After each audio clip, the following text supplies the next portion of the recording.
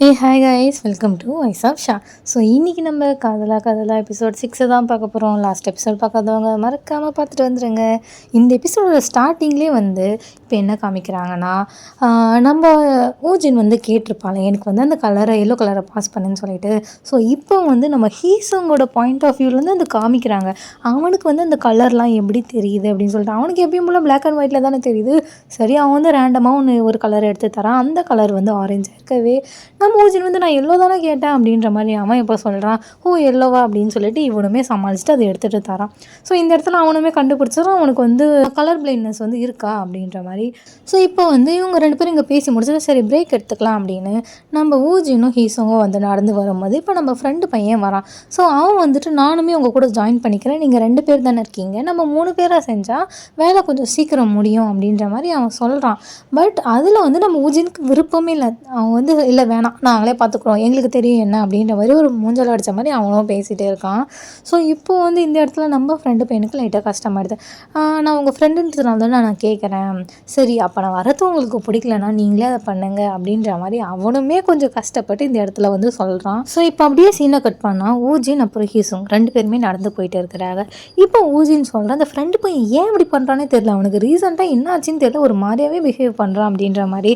அதுக்கு நம்ம ஹீசுங் வந்து சொல்கிறான், அவன் பண்ணுறதும் கரெக்டு தானே, உன்னோட பெஸ்ட்டு ஃப்ரெண்டாக இருக்கிறான் அவன், அதுவும் இல்லாமல் ரீசெண்டாக நீ ஏன் கூட சுற்றிட்டு இருக்க, அப்போ ஒரு ஃப்ரெண்டோட பாயிண்ட் ஆஃப் வியூவில் பார்க்கும்போது அவனுக்கு அது எவ்வளோ கஷ்டமாக இருக்கும் அப்படின்ற மாதிரி. நல்ல வேலை இவனுக்காச்சும் அது புரியுதே அப்படின்ற மாதிரி தான் எனக்கு இருந்தது. ஸோ நம்ம ஊஜினுக்கு ஆக்சுவலி அதெல்லாம் வந்து புரியல போல இருக்குது. இதில் என்ன இருக்குது, எனக்கு என்ன இருந்தாலும் நீ தான் முக்கியம் அப்படின்ற மாதிரி இங்கே பேசிக்கிட்டு, சரி உனக்கு பிரச்சனைனா எனக்கும் பிரச்சனை இல்லை, அவன் ஏன் அப்படி பண்ணுறான்னு எனக்கு தெரியல, சரி பார்த்துக்கலாம் அப்படின்ற மாதிரி 2 பேரும் இங்கே கையை பிடிச்சிட்டு நடந்து போகிறாங்க. இப்போ நம்ம ஹீசுங்கும் ஒரு வழியாக வீடு வந்து சேர்ந்துட்டான். ஸோ அவனோட வெளியில் வந்து அந்த மெயில் பாக்ஸ்லாம் இருக்கும்ல, அந்த மெயில் பாக்ஸில் ஒரு என்னவோ அவனுக்கு மெயில் மாதிரி வந்திருக்குது. ஸோ அதை எடுத்து பார்க்கும்போது அவனுக்கு வெளிநாட்டில் இது படிக்கிற மாதிரி ஒரு சான்ஸ் வந்து கிடச்சிருக்கு போல இருக்குது. ஸோ அதை பார்த்துட்டு அவன் என்னவோ யோசிக்கிறான். அப்படியே கட் பண்ணி இங்கே ஸ்கூலில் தான் காமிக்கிறாங்க. ஊஜினும் ஹீசுங்கும் இப்போ அந்த ட்ராயிங் பண்ணுறாங்கல்ல, ஸோ அதை பற்றி 2 பேரும் இங்கே பேசிகிட்டு இருக்கும்போது இப்போ நம்ம ஃப்ரெண்டு பையன் வந்து பார்க்குறான். என்ன ட்ராயிங் வேலைலாம் ரொம்ப சீக்கிரமாக போகுது போல இருக்கே அப்படின்ற மாதிரி பேசிட்டு நம்ம ஹீசுங்க பார்த்து, என்ன நீ ஆர்ட் காலேஜுக்கு தான் வந்து அப்ளிகேஷன் போட போறியா அப்படின்ற மாதிரி ஒரு மாதிரி தெனாவட்ட அவன் கேட்குறான். ஸோ அதுக்கு இவங்க வந்து எந்த பதிலுமே சொல்லிக்கல. பட் இவன் இந்த மாதிரி பேசுறது நம்ம ஊஜினுக்கு வந்து செம்ம டென்ஷன் ஆகுது. அவன் எங்கே போனால் உனக்கு என்ன அப்படின்ற மாதிரி கேள்வி கேட்குறான். இல்லை சும்மா தான் வந்தேன், இவன் தான் திடீர்னு காணாமல் போயிடுவான், திடீர்னு வருவானா, தான் இருக்கிறானா இல்லையானு பார்க்கறதுக்காக வந்தேன் அப்படின்னு சொல்லிட்டு இவனும் வம்பு வளர்க்குற மாதிரியே பேசுகிறான். நம்ம ஊஜினுக்கு வருது, நீ எதுக்கு இப்போ அவன் பேச்சுக்கு போகிற அப்படின்னு சொல்லிட்டு. நான் அவன் பேச்சுக்கு போகிறேன்னா, இவன் மண்டியில் இவனுக்கு ஏதோ கோளாறுன்னு நினைக்கிறேன், இவன் இருக்கிறதே இங்கே வந்து எனக்கு தப்புன்னு தோணுது, அவன் கூட நீ இருந்தால் உனக்கு தான் ஆபத்து அப்படின்ற மாதிரி நம்ம ஃப்ரெண்டு பையன் வந்து சொல்கிறான். இது வந்து நம்ம ஊஜினுக்கு செம்ம கடுப்பாகிடுது. என்னடா உனக்கு அப்படின்ற மாதிரி அவன் சண்டைக்கு போவேன். அப்போ நம்ம ஃப்ரெண்டு பையன் அவன் என்ன சொன்னான்னு தெரியுமா, ஒரு வாரத்தில் நீ சாக போகிற அப்படின்னு சொன்னான் அப்படின்ற மாதிரி அவன் சொல்ல வரான். பட் அந்த விஷயத்த அவனால் எதுவும் சொல்ல முடியாமல், நான் உங்ககிட்ட வந்து பேசினேனே அப்படின்ற மாதிரி ஒரு கோவத்தில் ஃப்ரெண்டு பையன் அங்கே வந்து போயிடுறான். நம்ம ஹீசுங்கும் சமாதானப்படுத்த, சரி விடு அதெல்லாம் ஒன்றும் இல்லை அப்படின்னு சொல்லிட்டு ஊஜினை வந்து உட்கார வைக்கிறான். ஸோ இப்போ கிரவுண்டில் நம்ம ஊஜின் தனியாக வந்து வெயிட் பண்ணிகிட்டு இருக்கான் நம்ம ஃப்ரெண்டு பையனா அவனை க்ராஸ் பண்ணி போகும்போது, டேய் இருடா உங்ககிட்ட நான் கொஞ்சம் பேசணும், என் பின்னாடி வா அப்படின்னு சொல்லிட்டு 2 பேரும் ஒரு இடத்துல நின்று பேச ஆரம்பிக்கிறாங்க. நம்ம ஊஜின் வந்து ஓப்பனாகவே கேட்டுறா, உனக்கு என்ன பிரச்சனை, நீ எதுக்கு இது மாதிரி பண்ணிகிட்டு இருக்கிற அப்படின்ற மாதிரி அவன் ஓப்பனாக கேட்க, நம்ம ஃப்ரெண்டு பையன் வந்து எனக்கு என்ன பிரச்சனை அப்படின்ற மாதிரி நடிக்கிறான். சும்மா தெரியாத மாதிரி நடிக்காத, நீ என்ன பண்ணுறன்னு உனக்கே தெரியும்ல, என்ன தாண்டா உனக்கு பிரச்சனை அப்படின்னு சொல்கிறான். நம்ம ஃப்ரெண்டு பையன் வந்து சொல்கிறான், நான் என்ன சொன்னாலும் நீ நம்ப மாட்டேன்னு எனக்கு நல்லாவே தெரியும், நீ என்கிட்ட என்ன சொன்ன, நான் உன் பெஸ்ட் ஃப்ரெண்டுன்னு அடிக்கடி சொல்லிகிட்டே இருப்பில்ல, ஆனால் இப்போ நான் உன் பெஸ்ட் ஃப்ரெண்டு இல்லைன்னு நினைக்கிறேன், ஏன்னா என்னை விட நீ இன்னொரு ஆளை வந்து ரொம்ப நம்ப ஆரம்பிச்சிட்ட அப்படின்ற மாதிரி தான் கஷ்டத்தை வந்து இந்த இடத்துல அவன் வந்து சொல்கிறான். ஸோ இந்த இடத்துல ஊஜினுக்குமே என்ன சொல்கிறதுன்னு தெரியல. இப்போ அந்த ஃப்ரெண்டு பையன் என்ன சொல்கிறான்னா, நான் சொல்கிறது நீ நம்ப மாட்டேன்னு எனக்கு தெரியும், ஆனால் நீ ஹீசும் கூட இருக்கக்கூடாது, அவன் கூட இருக்கிறது கண்டிப்பாக உனக்கு பிரச்சனை வர வைக்க தான் செய்யும் அப்படின்ற மாதிரி பேசுகிறான். நீ எதுக்கு இப்போ அவன் பேச்சுக்கே போகிற, அவனுக்கு என்ன தாண்டா பிரச்சனை அப்படின்ற மாதிரி நம்ம ஊஜினு கேட்க, என்ன பதில் சொல்கிறதுன்னு தெரியாமல், ஆமாம் நீ எப்பயுமே அவனை தான் நம்புவேன், நான் என்ன சொன்னாலும் நீ நம்ப மாட்டேன், ஏன்னா உனக்கு அவனை பிடிச்சிருக்கு அப்படின்ற மாதிரி வந்து நம்ம ஃப்ரெண்டு பையன் சொல்லிவிட அந்த இடத்துல ஒரு சைலண்ட், என்ன சொல்கிறதுன்னு தெரியாத மாதிரி. அப்படி இருந்துமே ஊஜின் வந்து அந்த இடத்துல ஒத்துக்கிறான். ஆமாம், எனக்கு அவனை பிடிச்சிருக்கு, அதில் உனக்கு என்ன பிரச்சனை, எனக்கு பிடிச்சிருக்கிறதுல நீ ஏன் இப்படி பண்ணுற அப்படின்னு சொல்ல நம்ம ஃப்ரெண்டு பையன் உன் மேலே அக்கறையில் தாண்டா நானும் பேசுகிறேன், அவன் கூட இருந்தால் உனக்கு வந்து கண்டிப்பாக வந்து டேஞ்சர் தான் அப்படின்னு இவன் ஒரு வார்த்தை விட இந்த இடத்துல நம்ம ஊஜினுக்கு ரொம்ப டென்ஷன் ஆகிட்டு ஒரு அடி வந்து அடிச்சிடறான். ஸோ இந்த டைமில் நம்ம ஹீசோங்க வந்துடுறான். ஏன் என்ன பண்ணுற, அதெல்லாம் பண்ணாத அப்படின்னு சொல்லிட்டு அவனை பிடிச்சி தடுத்து நிறுத்திடுறான். பட் இப்போ வந்து நம்ம ஃப்ரெண்டு பையன் வந்து யோசிச்சு பார்க்குறான். இவங்க 2 பேரும் பேசியிருப்பாங்களா, ஹீசோங்க ஃப்ரெண்டு பையனும். ஸோ அப்போ ஹீசோங்க சொல்லியிருப்பாங்களா, இன்னும் ஒரு வாரத்தில் ஊஜின் சாவ போகிறான், 2 நாளில் உனக்கும் ஊஜினுக்கும் சண்டை வரப்போகுது அப்படின்னு சொல்லிட்டு. ஸோ அதை அவன் யோசிச்சு பார்த்துட்டு, அப்போ நீ சொன்னதெல்லாம் உண்மையா அப்படின்ற மாதிரி ஷாக்காக கேட்குறான். ஆனால் அந்த இடத்துல வந்து நம்ம ஹீசோங்க வந்து ஊஜினை கூட்டிகிட்டு போயிடுறான். ஸோ இப்போ அப்படியே சீனை கட் பண்ணி நம்ம ஃப்ரெண்டு பையன் வந்து நைட்டு ஒரு இடத்துல உட்காந்து யோசித்து பார்க்குறான்.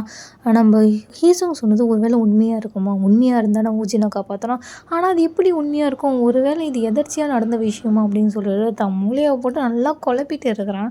அப்படியே சீனை கட் பண்ணிட்டு இப்போ நம்ம ஹீசோங்கோட வீட்டில் தான் காமிக்கிறாங்க. நம்ம அக்கா இருக்கிறாங்கல்ல, அவங்க வந்து இவனை பிடிச்சி உட்கார வச்சு, என்னடா நினச்சிட்டு இருக்க, இது எதுக்கு நீ குப்பை தொட்டியில் போட்ட அப்படின்னு சொல்லிட்டு அவனுக்கு மெயில் பாக்ஸில் ஒரு லெட்டர் மாதிரி ஒன்று வந்திருக்காங்க. ஸோ அதெல்லாம் காமிச்சு கேட்குறாங்க. அவனுக்கு என்ன சொல்கிறதுனே தெரியல. அக்கா, நான் இப்போ வந்து வெளிநாட்டுக்கு போகல, எனக்கு இங்கே கொஞ்சம் வேலை இருக்குது, அதெல்லாம் நான் முடிச்சுட்டு போகிறேனே அப்படின்ற மாதிரி சொல்கிறான். அதுக்கு நம்ம அக்கா வந்து செம்ம டென்ஷன் ஆகிடுறாங்க. உனக்காக சீட்டு வாங்குறதுக்கு அம்மா அப்பா எவ்வளோ கஷ்டப்பட்டாங்கன்னு தெரியுமா உனக்கு, அப்புறம் ஏன் நீ இப்படி பண்ணுற, நீ கிளம்பியே ஆகணும் அப்படின்ற மாதிரி சொல்கிறாங்க. அக்காவுக்கு வந்து டவுட்டு வந்துச்சு, ஏய் யாரையாவது நீ லவ் பண்ணுறியா அப்படின்ற மாதிரி கேட்க நம்ம ஹீசோங்க வந்து பதறான். லவ்வா, ஐயோ நானா, அக்கா என்னக்கா அந்த அளவுக்குலாம் நான் இல்லைக்கா அப்படின்ற மாதிரி சொல்கிறான். அப்போ என்ன உண்மையை சொல்ல ஏன் அப்படின்ற மாதிரி கேட்குறாங்க. ஸோ அவன் வந்து இப்போ என்ன சொல்கிறானாக்கா, அவனுக்கு தெரியுமா பொறுக்கிறதும் சாகுறதும் ஏற்கனவே எழுதப்பட்டிருக்குன்னு சொல்லுவாங்கள்ல, சில டைம் நாங்கள் சாவை தடுத்து நிறுத்தவும் முயற்சி பண்ணுவோம், ஆனால் அது நடக்குமா நடக்காதான்னு தெரியல அப்படின்னு சொல்லிட்டு இவன் என்னவோ தத்துவமாக வந்து பேசுகிறான். ஸோ அக்கா என்ன சொல்லுவாங்கன்னா, இப்போ என்ன நீ பேசுகிற, என்ன தான் ஆச்சு உனக்கு, ஒழுங்காக விஷயத்த சொல்லு, உண்மையாக சொல்லு, நீ ஏன் போக மாட்டேன்னு நினைக்கிற அப்படின்ற மாதிரி கேட்க நம்ம ஹீசோங்க வந்து சொல்கிறான், இல்லைக்கா நான் என் ஃப்ரெண்டு கூட வந்து இங்கே கொஞ்சம் வேலை இருக்குது, அதெல்லாம் நான் பார்க்கணும். எந்த ஃப்ரெண்டு அப்படின்னு கேட்க ஊஜின் அப்படின்னு சொல்லிட்டு இவனு சொல்லுவேன். என்னது அந்த ஊஜின், அவன் கூட சுற்றிட்டு இருக்கியா அப்படின்னு கேட்க ஆமாம், அவனுக்கும் எனக்கு இங்கே ஒரு முக்கியமான வேலை இருக்குது, அதெல்லாம் நான் முடிச்சுட்டு நான் கண்டிப்பாக போவேன் அப்படின்ற மாதிரி சொல்கிறான். ஸோ அப்படியே எங்கள் சீனை கட் பண்ணால் நெக்ஸ்ட் டே மார்னிங் தான் காமிக்கிறாங்க. நம்ம ஃப்ரெண்டு பையன் இருக்கான்ல, அவன் வந்து ஹீசோங்கோட வீட்டுக்கு முன்னாடி நின்றுட்டு இருக்கான். ஸோ ஹீசோங்க வெளியில் வரான். இப்போ இந்த ஃப்ரெண்டு பையன் என்ன சொல்கிறான், நீ சொல்கிறது உண்மையாக பொய்யா எனக்கு எதுவுமே தெரியல, ஆனால் என்னோடய ஃப்ரெண்டோட லைஃப் வந்து இதில் இருக்குது, அதனால நான் உனக்கு ஹெல்ப் பண்ணுறேன், ஆனால் நீ சொல்கிறது மட்டும் பொய்யா இருக்கட்டும், உனக்கு என்ன பண்ணுவனே தெரியாது அப்படின்ற மாதிரி இங்கே சொல்கிறான். ஸோ இப்போ ஃப்ரெண்டு பையன் கேட்குறான், சரி இப்போ நான் என்ன பண்ணணும் அப்படின்ற மாதிரி. அதுக்கு ஹீசோங் வந்து இப்போ என்ன பண்ணுறான்னா, அவன் ஒரு சின்ன லிஸ்ட்டு எழுதியிருப்பான்ல, இந்த விஷயம்லாம் வந்து ஊஜியில் பண்ண விடக்கூடாது அப்படின்னு சொல்லிட்டு. ஸோ அந்த லிஸ்ட்டை வந்து அவன் எடுத்து தரான் அப்படின்னு. ஸோ அந்த லிஸ்ட்டை பார்த்துட்டு நம்ம ஃப்ரெண்டு பையனை ஓகே இதெல்லாம் சின்ன விஷயம் தான், நம்ம கண்டிப்பாக பார்த்துக்கலாம் அப்படின்னு சொல்கிறான். ஸோ இப்போ அப்படியே 2 பேரும் என்ன பண்ணுறாங்கன்னா, நம்ம ஊஜின் வந்து சைக்கிளில் போகக்கூடாது அப்படின்னு சொல்லிட்டு அவனோட சைக்கிளில் வந்து லாக் போட்டுட்டு இருக்கிறாங்க. சரி, 1 லாக் 2 லாக்லாம் இல்லைங்க, 4 லாக் போடுறானுங்க. ஸோ இதை வந்து ஊஜின் வந்து ஓகே வெளில போகலாம் அப்படின்னு சொல்லிட்டு அவன் வந்து வீட்டிலேருந்து வெளியில் வரான். அவன் பார்த்துட்டு யாராவது என் சைக்கிள் லாக் போட்டு வைக்கிறீங்கன்னு டென்ஷன் ஆகிட்டு சரின்னு சொல்லிட்டு அவன் நடந்து வேறு ஸ்கூலுக்கு போகிறான். இவனுங்க 2 பேரும் இன்னும் பெரிய சீக்ரெட் ஏஜென்ட்டுன்னு நினைப்பில் 2 பேரும் பின்னாடியே வேறு போகிறானுங்க. இந்த பைக்லாம் வர டைம்லலாம் பார்த்து பார்த்து அப்படின்னு சொல்லிட்டு இன்னும் பாடி கார்டு மாதிரியே 2 பேரும் போயிட்டு இருக்கிறானுங்க. ஸோ இது பார்த்தாதுன்னு பார்த்தா ஊஜினை நிம்மதியாக பாத்ரூம் கூட போக விடாமல் அவன் பக்கத்துலேயே நின்றுட்டு இருக்காங்க. ஊஜின் டென்ஷன் ஆகிட்டு, டே இவ்வளோ நாள் பண்ணது சரி, இப்போ கூட ஏன் அப்படி பண்ணுறீங்க, வெளியில் போங்கடா அப்படின்னு சொல்கிறான். இல்லைப்பா எங்களுக்கும் அர்ஜென்ட்டாக உச்சா வருது, நாங்களும் போகிறோம் அப்படின்னு சொல்லி இவன் பக்கத்துலேயே நின்றுக்கிறானுங்க அவனுங்களும். ஸோ இவன் கடுப்பாயிட்டு என்ன பண்ணானா, 2 பேரும் வெளில போயே ஆகணும் அப்படின்னு சொல்லிட்டு 2 பேரையும் கட்டை பிடிச்சி வெளியில் தள்ளிடுறான். ஸோ இப்போ நம்ம ஹீசோங் வந்து ஊஜினை வந்து வீட்டுக்கு கூப்பிட்டு வந்திருக்கான் ஹோம்ஒர்க் பண்ணலாம் அப்படின்னு சொல்லிட்டு. இப்போ 2 பேரும் வந்து சும்மா பேசும்போது நம்ம ஊஜினை வந்து கேட்டுடுறான், ஆமாம் நீனும் அந்த ஃப்ரெண்டு பையனும் எப்போ க்ளோஸ் ஆனீங்க அப்படின்னு சொல்லிட்டு. நம்ம ஹீசோங்க சமாளிக்கிறான்டி, அவன் உன்னோட க்ளோஸ் ஃப்ரெண்டு, இப்போ நானும் அவன் கூட நல்லா பேசணும்ல அப்படின்னு சொல்லிட்டு 2 பேரும் இங்கே பேசிட்டு இருக்காங்க. சரி சரி பேகு தான் நான் வச்சிடுறேன் அப்படின்னு சொல்லிட்டு நம்ம ஹீசோங் சொல்ல, நானே வச்சுக்கிறேன் அப்படின்னு ஊஜின் சொல்லி, இல்லை நானே வச்சுக்கிறேன், நீ கேட்க நீ இதே மாதிரி பண்ணின்னு இருந்தால் அதை இங்கேருந்து குதிச்சிருவேன் அப்படின்னு சொல்லிட்டு பயம் கொடுத்தான். சரி சரி நான் எதுவும் பண்ணலை, உனக்கு சாப்பிட எதனா வேணுமா அப்படின்னு சொல்லிட்டு இவன் கேட்குறான். ஆமாம் சாப்பிட எனக்கு தேவை இல்லையா அப்படின்னு சொல்லிட்டு இவன் சொல்ல நம்ம ஹீசோங்க என்ன சொல்லனா, சரி நான் போய் எடுத்துகிட்டு வந்துடுறேன், தயவு செஞ்சு கொஞ்சம் பத்திரமா இரு, எதையுமே தொடாத, கம்முன்னு அப்படியே இரு அப்படின்னு அவன் சொல்லிட்டு தான் அந்த இடத்துலேருந்து போகிறான். பட் இவன் போன உடனே அங்கே வந்து ஒரு லைட் வந்து விட்டு விட்டு எரியுது. ஸோ இதை வந்து ஊஜின் வந்து பார்த்துறான். சரி அதை சரி பண்ணுவோமே, என்ன பிரச்சனைன்னு பார்ப்போமேன்னு சொல்லிட்டு அவன் ஒரு சேரை போட்டு ஏறுறான். அந்த சேர் திடீர்னு ஆடி அவன் கீழே விழ போவ. ஸோ இந்த டைமில் ஹீசோங்கும் வர இதை பார்த்துட்டு ஊஜினை வந்து பிடிச்சி காப்பாற்றிடுறான். அப்படியே 2 பேரையும் ஒரு க்ளோஸ்அப் ஷாட்டில் அழகாக காமிக்கிறாங்க. அப்படியே இங்கே கட் பண்ணால் ஃப்யூச்சரில் நம்ம ஹீசோங்கோட ரூம் இருக்குல்ல, அந்த ரூமில் இவங்க 2 பேரும் எடுத்த ஃபோட்டோஸ்லாம் இருக்கும்ல, அது வந்து திடீர்னு வருது.